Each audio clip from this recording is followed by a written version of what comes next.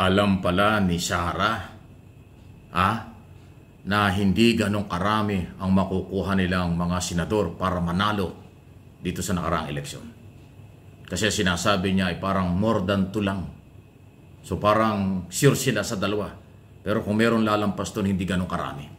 So taliwas ito doon sa sinasabi ng iba na iboboto ng marami ang lahat ng kandidato ng mga Duterte. Pero si Sara, Vice President, ay umami na hindi ganon. At ang tingin niya, ganito lang.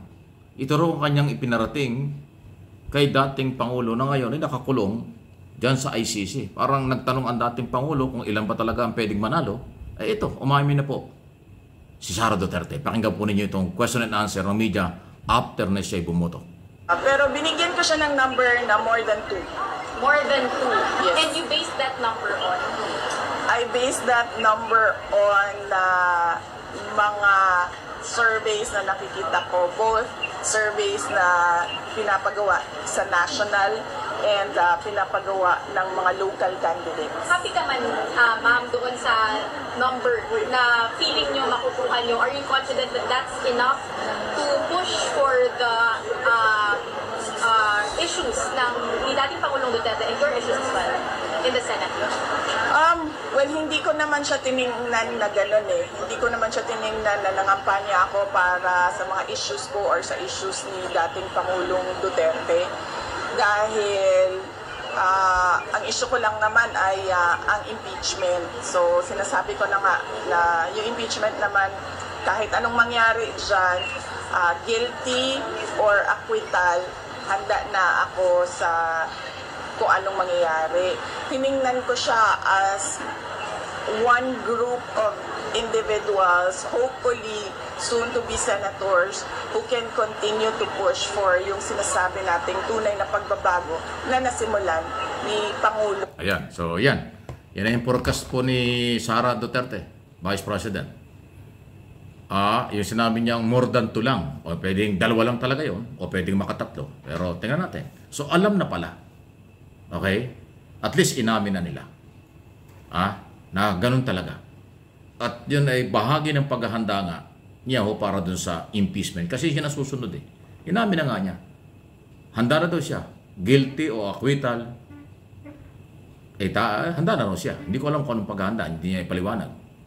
Pero, ang malinaw dito, taliwas sa mga sinasabi before yung eleksyon at nung kailang mga kandidato at nung kailang mga taga-supporters, mananalo ang maraming kandidato nila. Yung pala naman, alam na ni Sara na more than 2 lang ang pwedeng manalo sa kanilang mga kandidato. Kung yung sinasabi lang 10 mananalo o kanila ang majority ng mga mananalo, ay malabo. Malabo pa sa sabaw ng pusit. Hindi man inamin ni Sara before election, pero after na siya bumoto, after election, inamin niya ang ganyan na sitwasyon. At nakarating na pala kay dating Pangulong Duterte na nasa ICC na ganun lang ang pwedeng manalo at hindi talaga makakarami. So kung ano ang pasya at ano ang pulso, ano ang hatol ng bayan sa mga kandidato, abay tanggapin natin yan. Ganun talaga. Pag ang tao ay nagdesisyon kung sinong iboboto, pasalamat yung nanalo.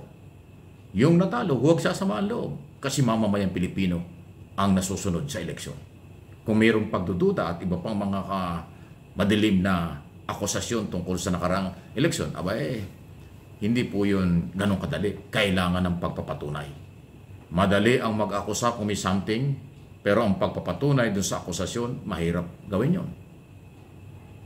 Kung yung mga gunita ng 2022 eleksyon, nag-ingay nga sila na meron daw something, meron daw kalokohan, meron daw dayan, hindi naman napatunayan. Ngayon, nag-eleksyon tayo, iyan na naman ang sasabihin ng iba. Hindi. Hindi nakapanipaniwala. Kilalanin, tanggapin ang desisyon ng mamamayang Pilipino.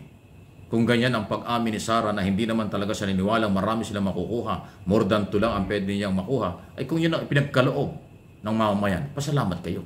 At least mayroon pa nakapasok. Ay di kung wala yan, di masalo na. Di ba?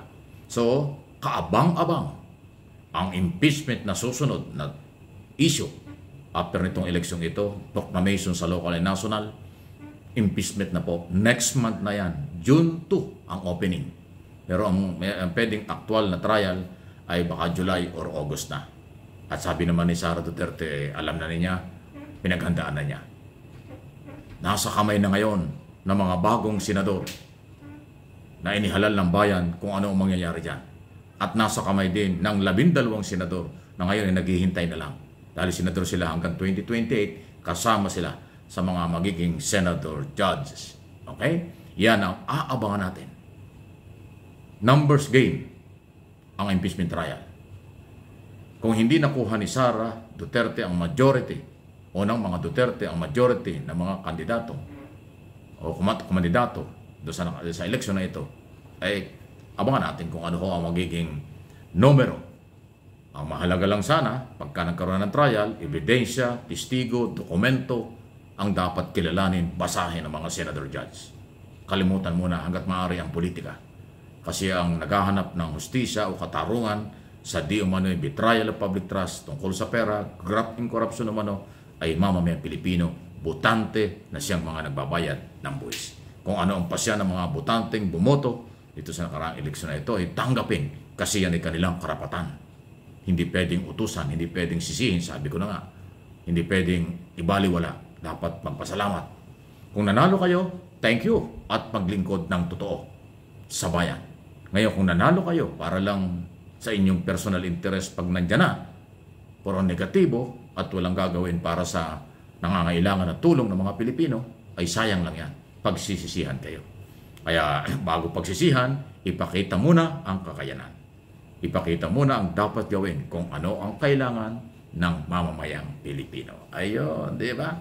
Para malinaw, please like, share, and subscribe kung hindi pa. Okay? Ilang araw pa na pag-uusapan itong eleksyong ito. Ilang araw pa rin pag-uusapan kung sino-sino ang nanalo. Pero alam po ninyo, sa lalong madaling panahon, magkakaroon ng formal proclamation ang National Board of Canvasser, ang COMELEC. At pagkatapos ng proclamation, i-declare nila kung sino ang 12 bagong senador.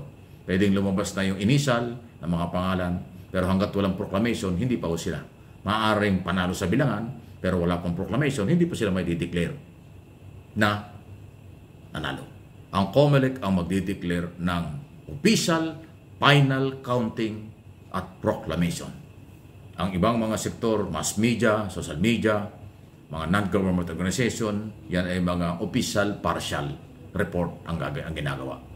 Ang COMELEC ang official and final result ng eleksyon, sabay proclamation, tulad ng sinabi ko, at yun na yun. Kilalanin natin kung sino. Abangan natin, huwag natin pangunahan. Maraming pwede pang mangyari. Kung sino talaga ang magiging bagong senador. Congratulations sa mga nanalo.